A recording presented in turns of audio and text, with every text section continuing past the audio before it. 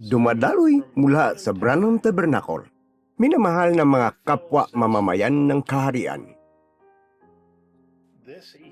Ang Paskong ito ay nangangako na ang pinakadakilang Pasko ng pagkabuhay na nanarasan ng nobya. Tayo ay nakaupo sa presensya ng anak. Nahihinog, kinikilala kung sino tayo.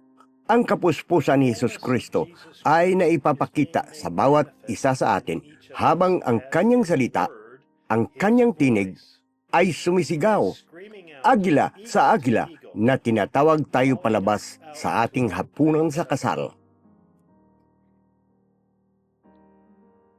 Bawat taon sa panahong ito, ang nobya ay nasasabik sa darating na katapusan ng linggo ng Pasko ng pagkabuhay. Isang panahon kung kailan niya tayo pagsasamahin mula sa buong mundo sa loob ng 4 na araw na tuloy-tuloy. Sinasabi siya, pinasasalamatan siya, pinupuri siya sapagkat siya ay nabuhay at nabubuhay sa bawat isa sa atin. Ang nobyo at ang nobya ay nagiging isa. Binibigyan tayo ng espesyal na oras na ito upang isara ang lahat ng makamundong bagay sa ating paligid at gumugol lamang ng oras kasama siya. Walang mga pang-abala ng mundong ito habang ninilikha natin ang ating sarili mula kasama siya. Isara ang ating mga pinto, patayin ang lahat ng ating mga elektronikong kagamitan at anumang bagay na nakakagambala sa atin sa Kanya.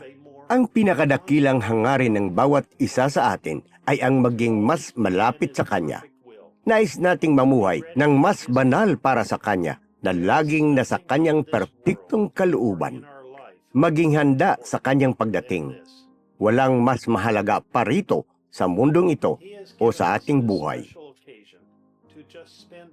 Binigyan niya tayo ng espesyal na pagkakataong ito upang gumugol ng oras kasama siya, upang makipag-usap at magnilay-nilay sa Kanya, upang makapasok sa Kanyang presensya at buksan ang ating mga puso sa Kanya. Ito ang magpababago ng buhay para sa Kanyang nobya. Alam niya na maaring mahirap para sa ilan sa inyo na may mga anak, pamilya at iba pang mga obligasyon. Ngunit kung gagamitin natin ang bawat libreng segundo na mayroon tayo upang makipag-usap sa Kanya, lumalapit sa Kanya, buksan ang ating mga puso sa Kanya, magkakaroon ng malaking pagbabago sa ating paglakad kasama niya hanggang sa hindi na tayo maging pareho. Tulad ng ginawa niya noong panahon ni Moses nang dalhin niya ang kanyang mga anak sa kanilang mga tahanan. Ang dugo ay ipinahid na at inihanda na nila ang kanilang sarili para sa kanilang pag-alis. Gayon din ang espesyal na katapusan ng linggo ng Pasko ng pagkabuhay na inihanda niya para sa bawat isa sa atin. Huwebes ng gabi nang idaos ng Panginoong Hesus ang huling hapunan kasama ang kanyang mga disipulo bilang paggunita sa Paskwa bago ang pag-alis ng mga anak ni Israel. Kay gandang pagkakataon natin upang makipag-usap sa Panginoon sa ating mga tahanan bago ang ating sagradong katapusan ng linggo at hilingin sa Kanya na patawarin tayo sa ating mga kasalanan at ibigay sa atin ang lahat ng ating kailangan sa ating paglalakbay. Ama sa langit, nagpapasalamat kami para sa isa namang pagkakataon upang magtipon-tipon sa panig na ito ng walang hanggang at inaasahan namin ngayong umaga ang panibagong lakas na nanggagaling sa iyo upang bigyan kami ng lakas ng loob para sa paglalakbay na darating. Nagtipon kami tulad ng ginawa ng mga batang Hebreo noong mga unang araw upang kumuha ng mana na ibinigay sa kanila sa magdamag upang suportahan sila sa darating na araw. Nagtipon kami para sa espiritual na mana ngayong umaga upang bigyan kami ng lakas para sa paglalakbay. Magsimula tayong lahat sa ganap ng alas 6 ng gabi sa inyong lokal na time zone para mapakinggan ang communion, 62-004. At pagkatapos ay dadalhin tayo ng propita sa ating espesyal na komunyon at serbisyo ng paghuhugas ng paa sa pagkatapos ng tape na ipapalabas sa Lifeline app sa English o maaari mong i-download ang serbisyo sa Ingles o iba pang mga wika sa pamagitan ng pag-click sa link sa ibaba.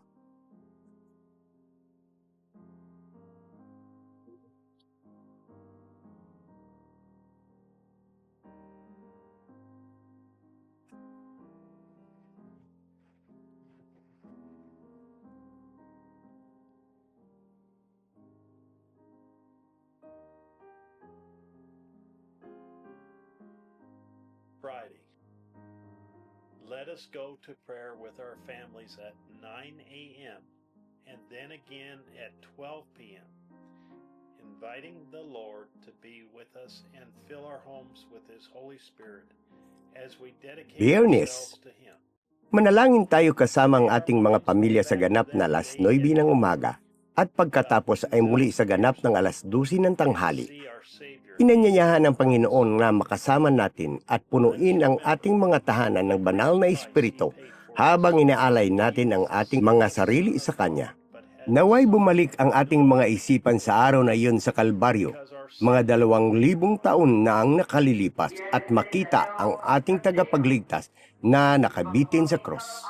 Alalahanin natin ang dakilang halagang binayaran niya para sa atin.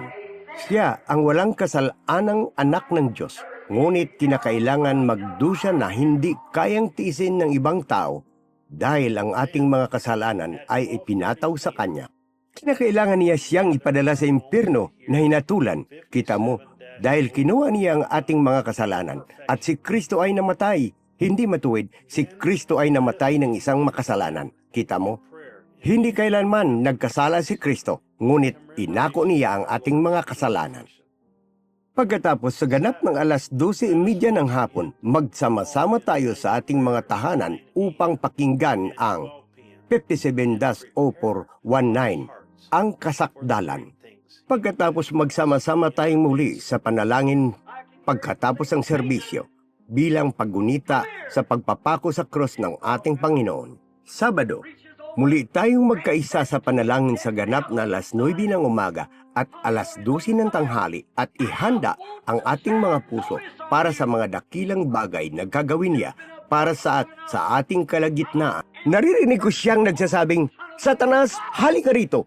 Siya na ngayon ang boss. Inaabot na ang kamay, kinuha ang susi ng kamatayan at impyerno sa kanyang tagiliran. Isinabit ito sa kanyang sariling tagiliran. Gusto kitang bigyan na babala. Matagal ka nang nagkukunwari. Ako ang birhing anak ng buhay na Diyos na ipinanganak. Ang aking dugo ay basa pa rin sa cross at ang buong utang ay nabayaran na. Wala ka ng karapatan. Hubaran ka na. Ibigay mo sa akin ang mga na iyon. Pagkatapos sa ganap ng alas 12:30 ng hapon, magsama-sama tayong lahat upang pakinggan ang salita. 57-042 o ang paglilibing. Magiging isang araw na pulang litra ito para sa kanyang nobya sa buong mundo. Pagkatapos magsama-sama tayong muli sa panalangin pagkatapos ng serbisyo. Linggo, una tayong gumising ng umaga tulad ng ginawa ni kapatid na Branham noong umaga nang ginising siya ng kanyang munting kaibigan, ang Robin, ng alas 5 ng umaga. Pasalamatan lamang natin ang Panginoon sa pagkabuhay kay Jesus mula sa mga patay. Alas 5 ng umaga ang aking munting kaibigan na may pulang dibdib ay lumipad papunta sa bintana at ginising ako. Tila sasabog ang kanyang munting puso na nagsasabing siya ay nabuhay na magmuli. Alas 9 ng umaga muli tayong magsama-sama sa ating kadina ng panalangin, nanalangin para sa isa't isa at inihanda ang ating sarili na marinig ang tinig ng Diyos. Alas 9 ng umaga magsama-sama tayo upang pakinggan ang ating mensahe ng Pasko ng Pagkabuhay, 65-0418 im. Ito ay ang pagsikat ng araw. Alas 12 ng hapon, itataas natin ang ating mga tinig sa Kanya upang magpasalamat sa Kanya para sa kapangyarihang nagbibigay buhay. Sa ganap na alas 3 ng hapon, muli tayong magkaisa sa panalangin, nagpapasalamat sa Kanya para sa napakagandang katapusan ng linggo na ibinigay niya sa atin kasama siya at ang kanyang nobya sa buong mundo. Sa aking mga kapatid sa ibang bansa, tulad noong nakaraang taon, nais ko kayong anyayahan na makikisa sa amin sa oras ng Jeffersonville para sa lahat ng oras ng panalangin sa schedule na ito. Gayunpaman, nauunawaan ko na ang pagpatugtog ng mga tapes Huwebes, Biyernes at Sabado ng hapon sa oras ng Jeffersonville ay magiging napakahirap para sa karamihan sa inyo. Kaya huwag mag-atubiling patugtugin ang mga mensaheng iyon sa oras na maginhawa para sa inyo. Gayunpaman, nais kong lahat tayo ay magsama-sama sa linggo ng alas 9:30 ng umaga, oras ng Jeffersonville, upang samang-samang pakinggan ang aming mensahe sa linggo. Nais ko ring anyayahan kayo at ang inyong mga anak na maging bahagi ng mga proyekto ng creation, pagsusulat sa journal at mga receipt na maaring sama-sama tamasain ng inyong buong pamilya. Sa tingin namin ay magugustuhan ninyo ng mga ito dahil lahat ng mga ito ay batay sa salita na maririnig natin ngayong katapusan ng linggo. Para sa schedule para sa katapusan ng linggo, impormasyon tungkol sa paghahanda para sa serbisyo ng komunyon, mga materialis na kakailanganin para sa mga proyekto ng creations at iba pang impormasyon, tingnan ang mga link sa ibaba. Patayin natin ang ating mga telepono para sa katapusan ng linggo ng Pasko ng pagkabuhay. Maliban sa pagkuha ng mga litrato, pakikinig sa Quote of the Day, at pagpapatugtog ng mga tape mula sa Table App, Lifeline App o sa downloadable link. Isang karangalan para sa akin na anyayahan kayo at ang inyong pamilya na magsama-sama kasama ang nobya sa buong mundo para sa isang katapusan ng linggo na puno ng pagsamba, pagpupuri at pagpapagaling. Naniniwala ako na ito ay tunay na isang katapusan ng linggo na magpapabago sa inyong buhay magpakailanman. Kapatid na Joseph Branham.